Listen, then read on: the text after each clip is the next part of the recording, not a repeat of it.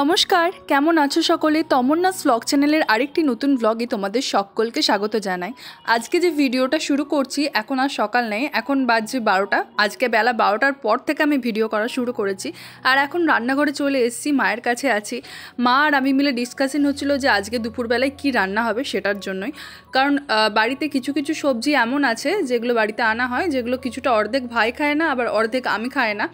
তো সেগুলোর জন্যই মা ডিসকাশন করছে। মা বলছে, বল কি এমন খাবারটা খাবি যেটা করলে তোরা দুজনেই খাবি। তো আমি বললাম মাকে যে একবার আমি যাই একটু সবজির যে ব্যাগটা আছে সেখানে দেখছি আমার ফেভারিট পটলও আছে আর ঢ্যাঁড়সও আছে। তো এরপর ব্যাপারটা হচ্ছে পটল আর ঢ্যাঁড়স আমি দুটোই খাই, বাট ভাই ঢ্যাঁড়সটা অতটা ভালোবাসে না। আর ঢ্যাঁড়সগুলো দেখতে পাচ্ছ খুব একটা কচি কচি নেই। তো চলো একবার ভাইকে যে জিজ্ঞেস করি। কি করছিস? এই যে ইউটিউব দেখছি। শোন না, বলছি আজকে ঢ্যাঁড়সের ঝাল দেওয়া করবো, খাবি? হ্যাঁ, কিন্তু আমার ভালো লাগে না অতটা ঢ্যাঁড়স। আজকে ঢ্যাঁড়সগুলো না মানে মিক্স আছে, কোনোটা বুড়ো আছে কোনোটা কুচি আছে। হ্যাঁ, আজকে ঢ্যাঁড়সগুলো লাগবে না অতটা। একটু ভালো করে ভাজবো, খাবি তো? ভালো করে ভাজলে যদি ভালো খেতে হয় তাহলে 10 on 10, না হলে না। খাবি মোট কথা, তাই তো? হ্যাঁ, মোট কথা। অল্প করেই মানে কেটেছি, বেশি করিস না, অল্প করেই কর। অল্প করে করেছি। আজকে ঢ্যাঁড়সের ঝাল দেওয়া করছি আর ভাবছি একটু পটলের কি করা যায় দেখা যাক। পটল পোস্ত কর, খুব ভালো খেতে লাগবে। সর্ষে পোস্ত? হ্যাঁ হ্যাঁ, সর্ষে দিয়ে পোস্ত দিয়ে করে খুব ভালো লাগে। তোরা ঠিক আছে, দেখা যাক কি হয়।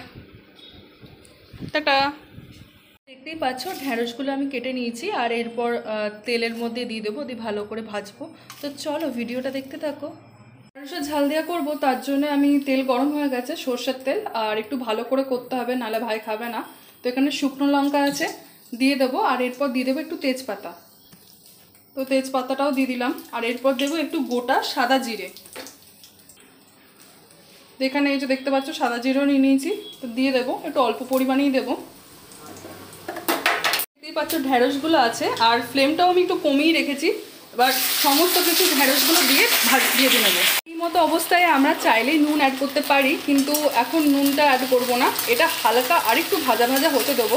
আর এই যে একটা চিটচিটা টাইপের যে জিনিসটা আছে না, এটা মোটামুটি কেটে যাবে। তারপর নুন আর হলুদটা একটু দেবো। ঢ্যাঁড়সটা অর্ধেকের মতো প্রায় ভাজা হয়ে গেছে। এই মতো অবস্থায় আমি একটু এই ঢ্যাঁড়সের ওপর একটু নুন দিয়ে দিলাম। আর এরকম এই ছোটো চামচে 1 চামচের মতো হলুদ গুঁড়ো।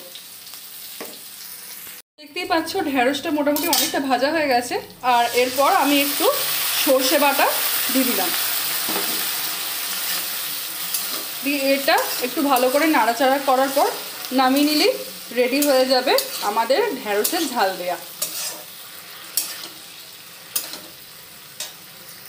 এখানে দেখতেই পাচ্ছ এটা হয়ে গেছে। আর এরপর এটা একটা থালাতে বা একটা বাটিতে আমি তুলে রেখে দেবো। আর আমার একটা রান্না কমপ্লিট, আর এরপর বাদবাকিটা সবটা মায়ের দায়িত্ব। দেখতেই পেলে ঢ্যাঁড়সের ঝাল দিয়ে কমপ্লিট হয়ে গেছে। এবার মা আমাকে বলেছিল যে তুই যাওয়ার আগে ওপরের ঘরে তুই মোটামুটি এটাকে একটা বাটির মধ্যে তুলে ভালো করে রেখে তারপর তুই আসবি।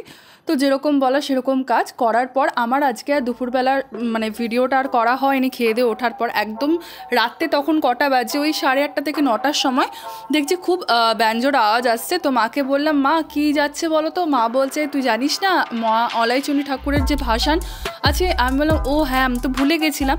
দিয়ে বাইরে বেরিয়ে দেখি যে এরকম একটা বিশাল আকারে কার্নিভাল, মোটামুটি এই কার্নিভালটা থেকে 150 থেকে 200-র ওপরে মানুষজন ছিল, আন্দাজ মতো আরও বেশিও থাকতে পারে।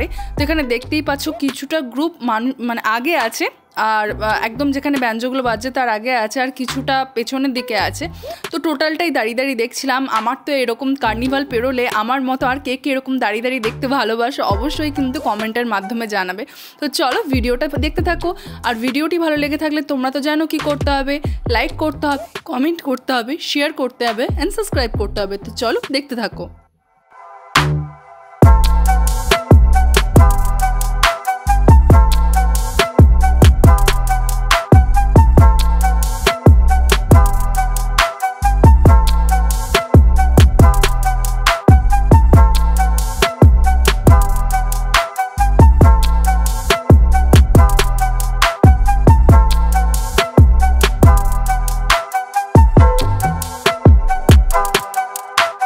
Thank you.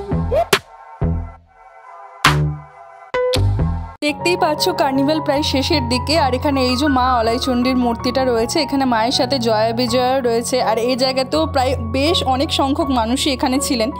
আর এই পুরো কার্নিভালটা আমি দাঁড়িয়ে দাঁড়িয়ে কিছুটা আমি শ্যুট করেছিলাম, কিছুটা ভাই রেকর্ড করেছিল, দুজনে মিলেই রেকর্ড করেছিলাম, তো দুজনকারই একসাথে বলতে পারো ক্রেডিট আছে।